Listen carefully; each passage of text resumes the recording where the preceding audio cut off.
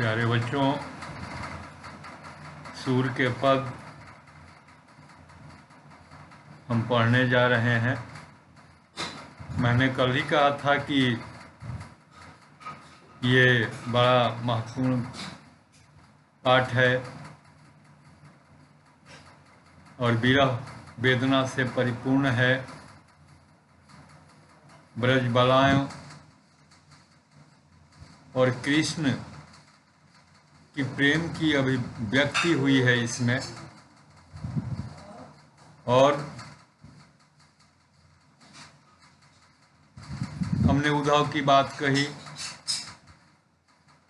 उद्धव गोपियों को समझाने के लिए ब्रज आते हैं, मथुरा से गोकुल आते हैं और अपने स्तर से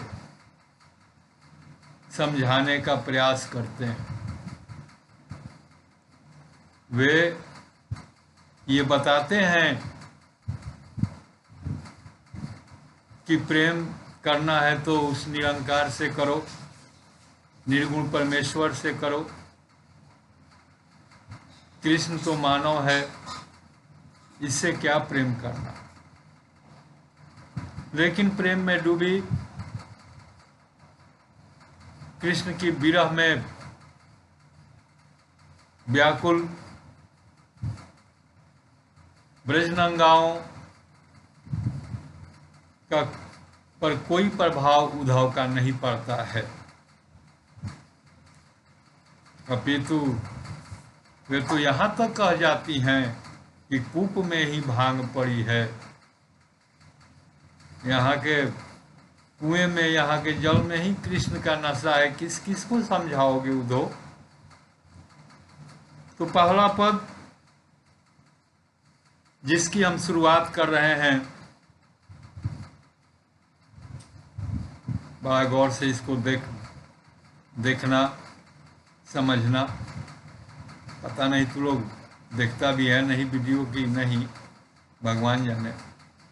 और ये बड़ा महंगा पड़ जाएगा बाद में।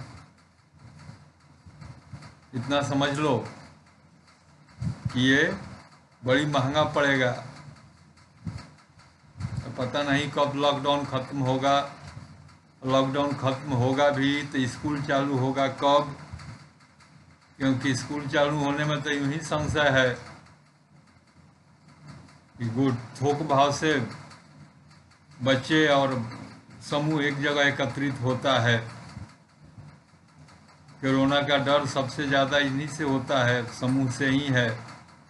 खैर, लेकिन अब तो पढ़ना पड़ेगा। सिलेबस हम भविष्य के लिए नहीं छोड़ सकते। तो लोग का लास्ट है, तैयारी में लग जाना होगा, नहीं तो फिर मुश्किल होगा। तो खैर छोड़ो। उद्धव तुम हो अति बड़ भागी, पहली पंक्ति पहले पद की। उद्धव तुम हो अति बड़ भागी, ये कौन किससे कह रहा है?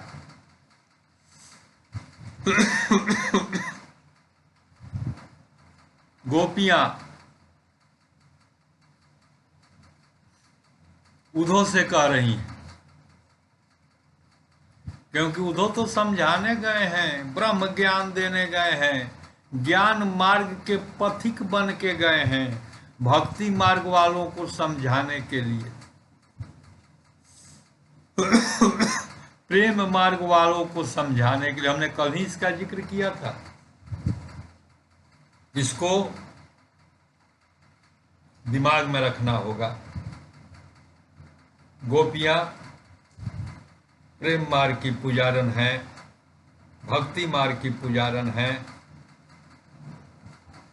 सगुण मार्ग की पुजारन है, और उद्धव निर्गुण मार्ग के हैं, ज्ञान मार्ग के हैं। तो दोनों में टकराव दिखाया गया है यहाँ पर, प्रेम और ज्ञान में। सगुण और निर्गुण में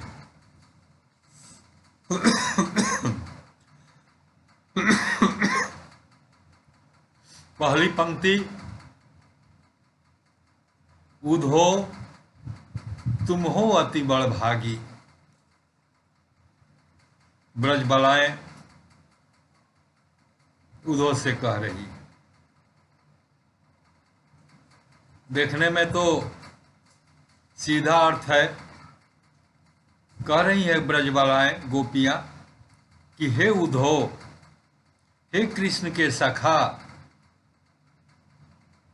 तुम बहुत भाग्यशाली हो, बड़ भागी, बड़ भाग्य वाले, बड़ा भाग्य हो जिसका, भाग्यशाली, तुम बहुत भाग्यशाली हो। अब उद्धव को बड़ भागी क्यों कह रही है?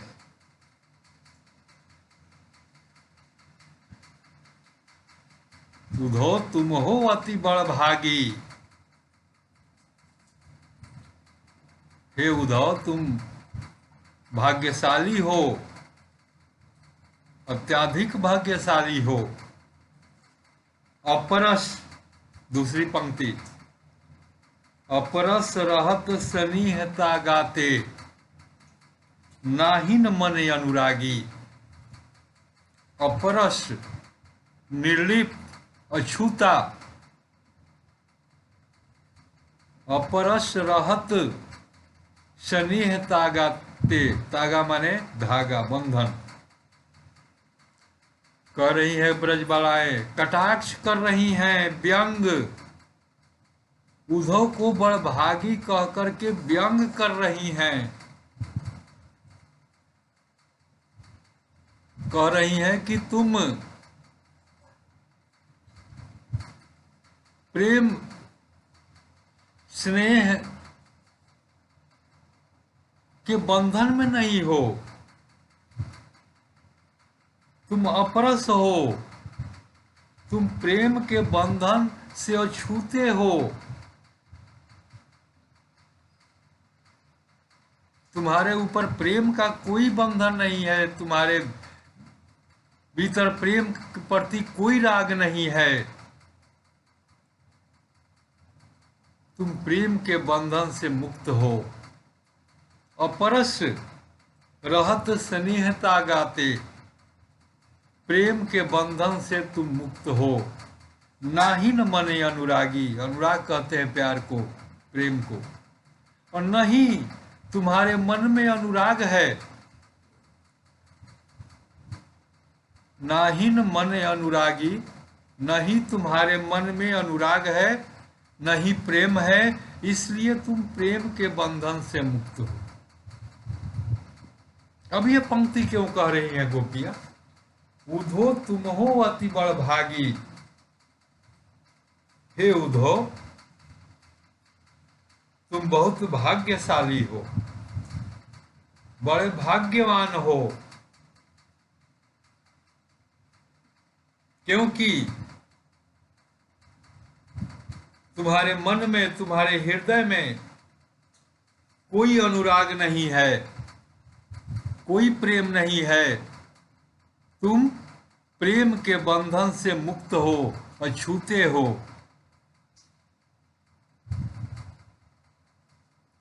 नाहिन मन अनुरागी,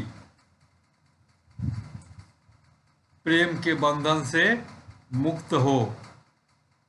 प्रेम के बंधन का कोई प्रभाव तुम पर नहीं है।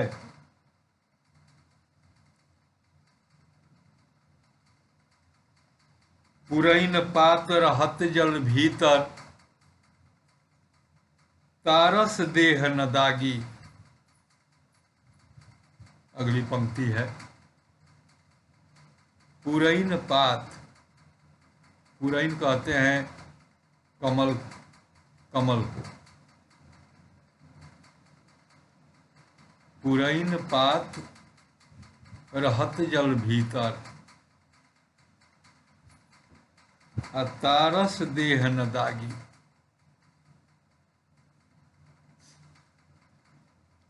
पुरैन पात माने ये जो कमल का पत्ता होता है, ये पानी के भीतर आता है। कमल पानी में ही खिलता है, जलज बोलते हैं इसको,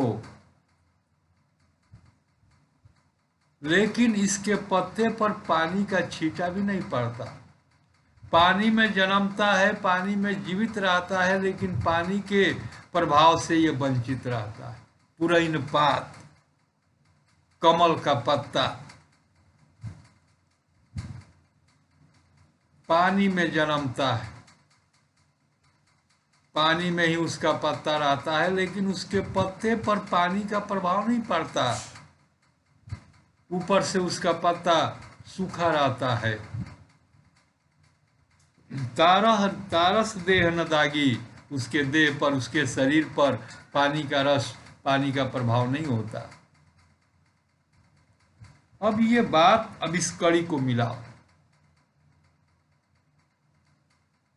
इस कड़ी को मिलाओ। उधो तुम हो अति बड़ भागी, गोपियां कह रही हैं कि हे उधो, तुम अति भाग्यशाली हो। भाग्यशाली, भाग्यशाली तुम इसलिए हो क्योंकि तुम्हारे हृदय में प्रेम नहीं है किसी के प्रति। तुम प्रेम की परिभाषा नहीं जानते, तुम्हारे मन में अनुराग नहीं है, तुम प्रेम से निर्लिप्त हो, अछूते हो। उसी प्रकार जैसे कमल पानी में जन्मता है, पानी में जीवित रहता है, लेकिन पानी से उसको कोई प्रेम नहीं होता, पानी का उस पर कोई प्रभाव नहीं होता, पानी से उसे कोई प्रेम नहीं होता। हे उद्धव, तुम वही हो। अब सवाल यह है, गौर करना इस पर, सवाल यह है कि गोपियां उद्धव को क्यों कह रही? बड़भागी, हमने शुरू में कहा कि बड़भागी, भाग्यवान, भाग्यशाली कह करके उनका व्यंग कर रही हैं, उनको चिढ़ा रही हैं, उनको बेवकूफ समझ रही हैं। बड़भागी में व्यंग निहित है। कह रही है कि हे उद्धव, तुम बहुत भाग्यशाली हो, तुम प्रेम के बंधन से मुक्त हो, तुम्हारे हृदय में किसी के प्रति स्नेह नहीं है, किसी के प्रति अनुराग नहीं है। जैसे उदाहरण दी हुई है, कमल पुरैन का पत्ता जल में जन्मता है, जल में जीवित रहता है और जल से ही अलग रहता है। अब पुरैन पात का उदाहरण उन्होंने क्यों दिया? क्यों दिया ब्रजबालाओं ने? उद्धव का कमल से क्या मतलब, जल से क्या मतलब? मतलब है उद्धव के परम सखा है कृष्ण, दोनों मित्र हैं, और कृष्ण प्रेम के सागर हैं, चित्तचोर हैं, मनमोहन हैं। तो गोपियां कह रही हैं कि हे उद्धव, तू कैसा आदमी है कि प्रेम के सागर के पास रहकर तू प्रेम से वंचित है। कृष्ण जैसे मनमोहन के पास रहकर तू उनसे मोहित नहीं हुआ। कृष्ण जो चित्त को आकर्षित कर लेते हैं, चित्त चोर हैं, मनमोहन हैं, प्रेम के सागर हैं, जिनके प्रभाव से कोई वंचित नहीं रह सकता। पशु पक्षी ब्रज के, यहाँ तक कि गाय ग्वाला सब उनसे प्रेम करने लगे। तू कैसा आदमी है कि प्रेम के सागर के पास ही रह करके, प्रेम की मूर्ति के पास रह करके तू बंधन मुक्त है, कृष्ण का प्रभाव तुम पर नहीं है। तुम हो अति बड़ भागी, यही व्यंग है कि तू बड़ा भाग्यशाली आदमी है। तू बड़ा भाग्यशाली आदमी है क्योंकि तू कृष्ण के नजदीक रहकर भी कृष्ण के बंधन में नहीं है। कहने का अर्थ है कि तू बेवकूफ है, तू प्रेम की परिभाषा नहीं जानता। जैसे कमल जल में जन्मता है, जल में रहता है और जल से परे होता है, अलग रहता है, उसी तरह हे उद्धव तुम प्रेम के सागर के साथ रहते हो, प्रेम की मूर्ति के साथ रहते हो, लेकिन तुम प्रेम की परिभाषा नहीं जानते। समझ गए? ज्यों जल मह तेल की गागरी, बूंद न ताको लागो।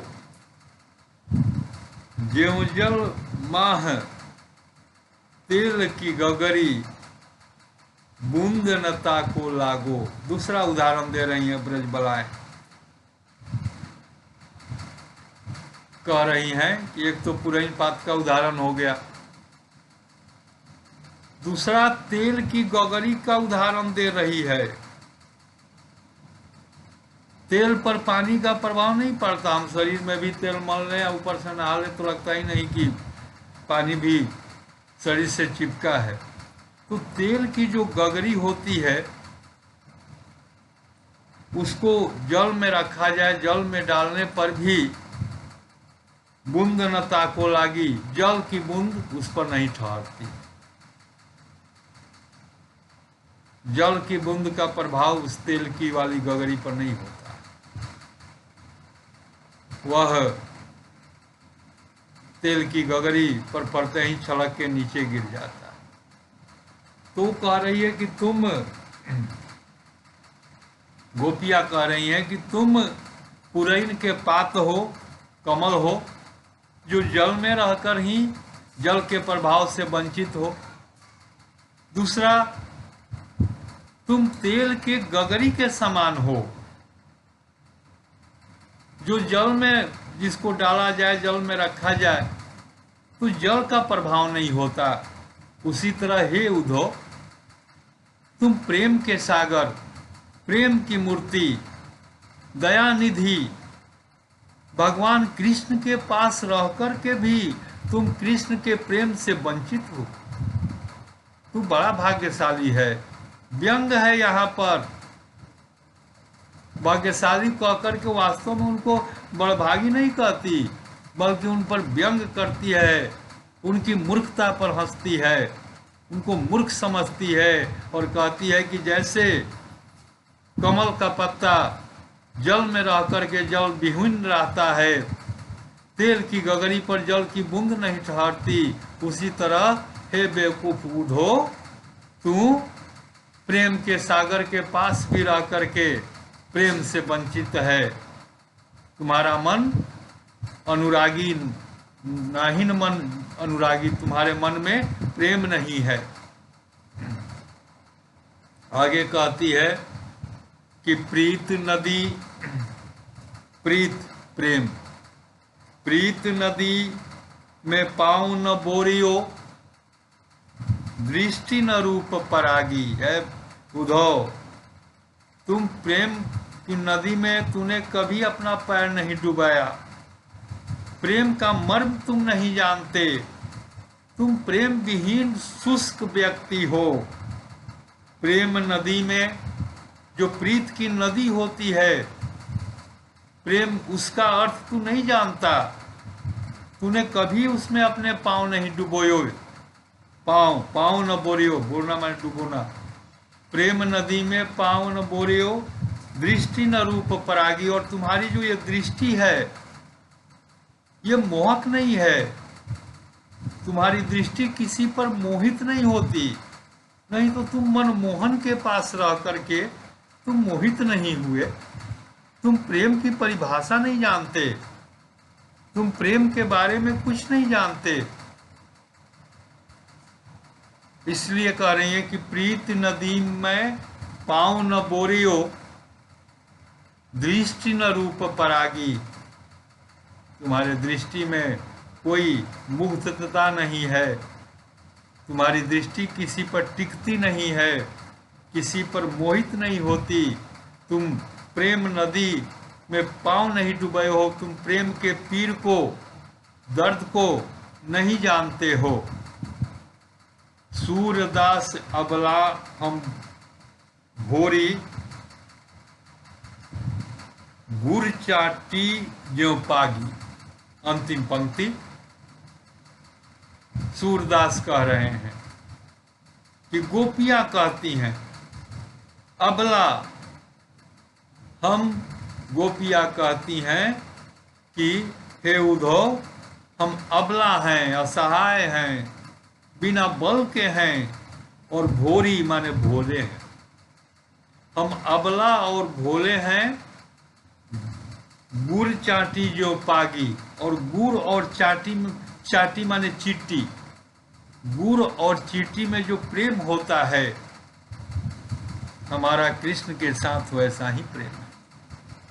जिस तरह गुड़ और चीटी आपस में मिल जाते हैं, गुड़ चीटी जो पागी माने मिल जाना, गुड़ और चीटी जो इस तरह आपस में मिल जाते हैं, हे उद्धव, हम कृष्ण के साथ वैसे ही मिले हुए हैं।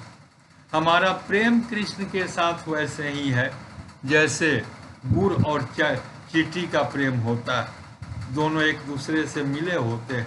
हम कृष्ण से मिले हुए हैं, तुम्हारे जैसे निर्लिप्त नहीं है,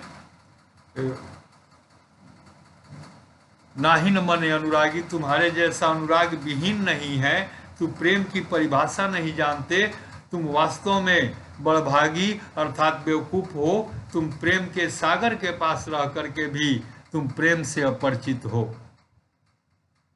ओके, कोई दिक्कत आए इसमें तो पूछना, नहीं तो अपना चुपचाप, हम तो बक बक करके दे रहे हैं, तू भी अपना मोबाइल ऑफ कर देना, फिर उसके बाद पता चलेगा ये कितना महत्वपूर्ण पाठ है।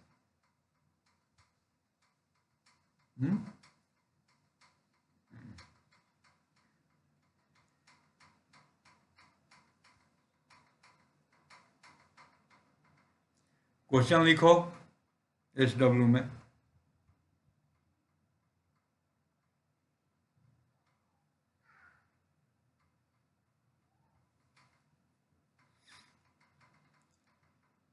किन उदाहरणों के द्वारा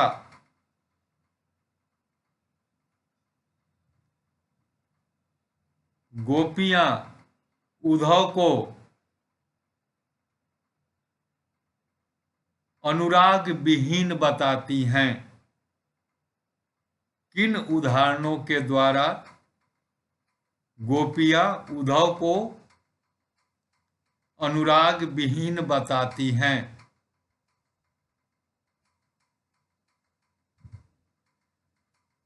और एक प्रश्न, उद्धो तुम हो अति बड़भागी, उद्धो तुम हो अति बड़भागी में निहित माने सम्मिलित व्यंग को लिखो, व्यंग को लिखें। अर्थात उद्धव को बड़भागी कह करके गोपियां क्या व्यंग कर रही हैं, इसको लिखना है।